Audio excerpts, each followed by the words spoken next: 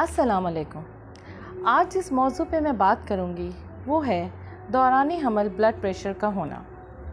अगर कोई हामला खातून 20 हफ्ते के बाद दौरान हमल ब्लड प्रेशर 140/90 की रीडिंग आती है 4 घंटे के वक्फे से 2 दफ़ा और उसमें यूरिन में कोई प्रोटीन भी नहीं होती तो उसे दौरान हमल ब्लड प्रेशर कहते हैं, यानी प्रेगनेंसी इंड्यूस हाइपरटेंशन।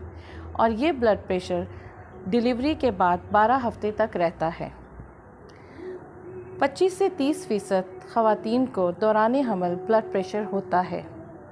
इसकी 2 टाइप्स हैं, mild hypertension, severe hypertension. Mild hypertension यानी 140/90 से लेकर 159/109 तक। सीवियर हाइपरटेंशन 160/110 से ज़्यादा। अब इसके लिए कौन सी इन्वेस्टिगेशन करवानी चाहिए? इसको हम PIH प्रोफाइल कहते हैं, यानी complete blood count, urine complete examination, serum uric acid, renal function test, liver function test and coagulation profile. कौन सी ख़वातीन में प्रेगनेंसी इंड्यूस हाइपरटेंशन यानी ब्लड प्रेशर दौरान हमल होना रिस्क फैक्टर है?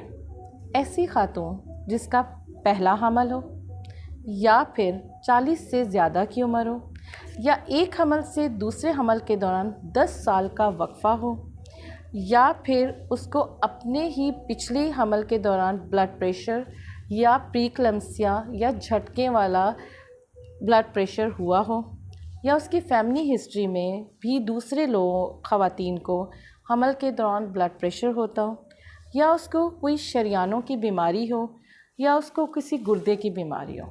ये वो रिस्क फैक्टर हैं जिनमें हामला खातून को ब्लड प्रेशर हो सकता है। इसकी कॉम्प्लिकेशंस क्या हैं? इसकी कॉम्प्लिकेशंस माँ पे, बच्चे पे और आंवल प्लेसेंटा के ऊपर 3 जगहों पे ये इफ़ेक्ट करता है।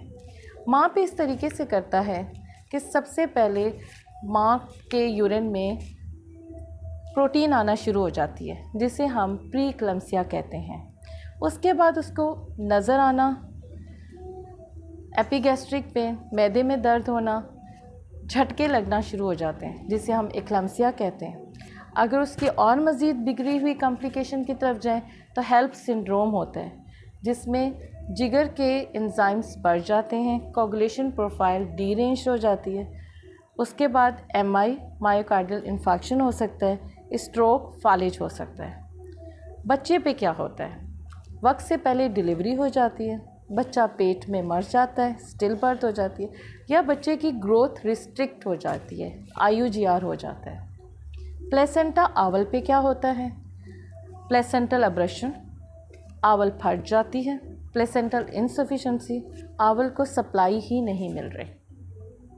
अब मैं जाऊंगी कैसे हम माइल्ड हाइपरटेंशन की हामला खातून को लेके मॉनिटर करते हैं, मैनेज करते हैं।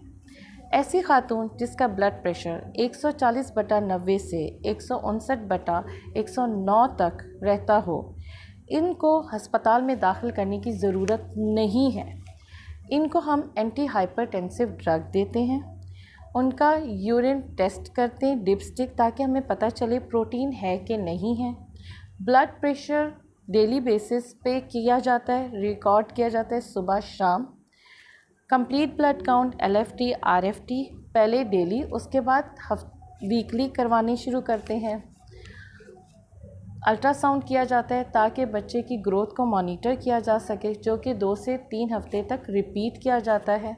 हर एंटीनेटल विज़िट पे फीटल ऑस्कल्टेशन होती है और CTG होती है। ये थी मैनेजमेंट ऑफ माइल्ड हाइपरटेंशन।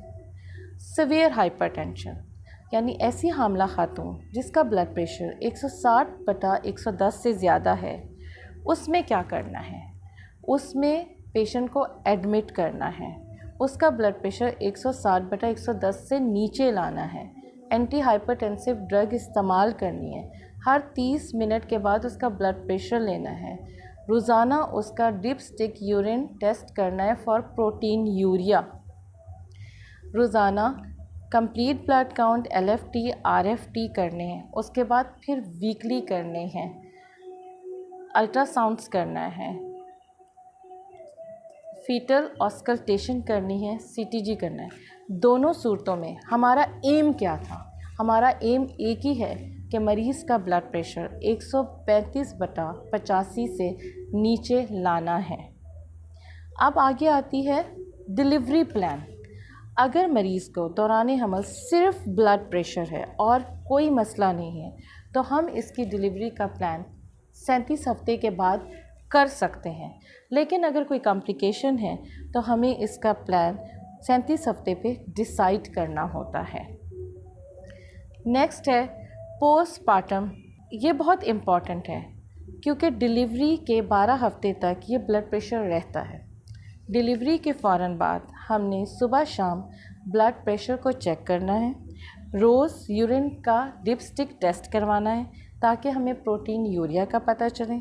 अगर ब्लड प्रेशर 130/90 से नीचे है तो हमने एंटी हाइपरटेंसिव की डोज़ कम कर देनी है, लेकिन अगर ज़्यादा है तो हमने एंटी हाइपरटेंसिव को कंटिन्यू रखना है और उसके बाद फ़ाइनल चेकअप 12 हफ्तों के बाद होगा। अगर तो ये सिर्फ दौरान हमल ब्लड प्रेशर था तो ये ख़त्म हो जाएगा, और अगर ये क्रॉनिक हाइपरटेंशन की सूरत इख्तियार कर लेता है तो 12 हफ्ते के बाद भी रहता है। उम्मीद है आपको मेरी वीडियो पसंद आई होगी। अपना बहुत ज़्यादा ख्याल रखें और मेरी अगली आने वाली वीडियो का इंतज़ार करें।